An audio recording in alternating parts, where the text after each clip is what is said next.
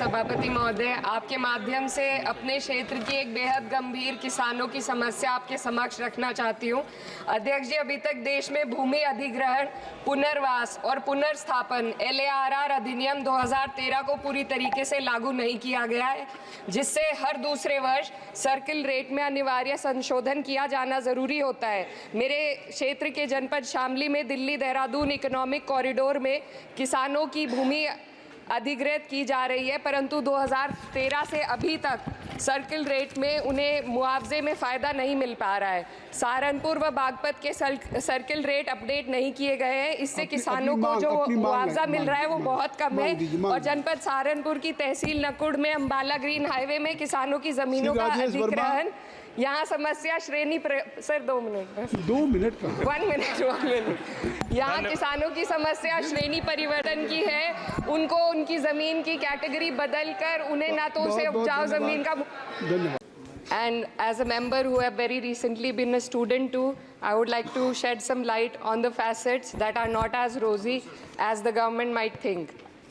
Despite NEP 2020's clear directive and the Kothari Commission's long-standing recommendation for 6% of GDP in education, the Ministry of Education's allocation is less than half of what has been recommended.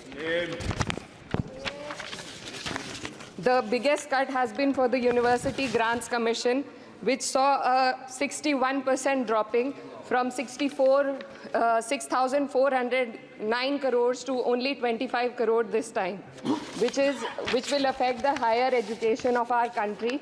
And in 2020, India's average learning adjusted years of schooling was 7.1 years, lagging behind countries like Mexico, Kenya, Sri Lanka, Iran, UAE, and even Palestine.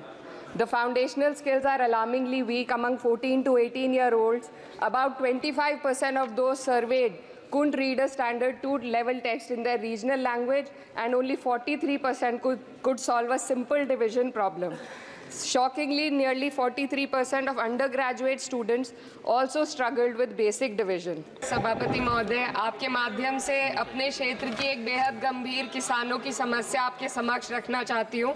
अध्यक्ष जी, अभी तक देश में भूमि अधिग्रहण, पुनर्वास और पुनर्स्थापन LARR अधिनियम 2013 को पूरी तरीके से लागू नहीं किया गया है, जिससे हर दूसरे वर्ष सर्किल रेट में अनिवार्य संशोधन किया जाना जरूरी होता है। मेरे क्षेत्र के जनपद शामली में दिल्ली देहरादून इकोनॉमिक कॉरिडोर में किसानों की भूमि अधिग्रहित की जा रही है, परंतु 2013 से अभी तक सर्किल रेट में उन्हें मुआवजे में फ़ायदा नहीं मिल पा रहा है। सहारनपुर व बागपत के सर्किल रेट अपडेट नहीं किए गए हैं, इससे किसानों को जो मुआवजा मिल रहा है वो बहुत कम है। और जनपद सहारनपुर की तहसील नकुड़ में अम्बाला ग्रीन हाईवे में किसानों की ज़मीनों का अधिग्रहण, यहाँ समस्या श्रेणी सर 2 मिनट का 1 मिनट यहाँ किसानों की समस्या श्रेणी परिवर्तन की है।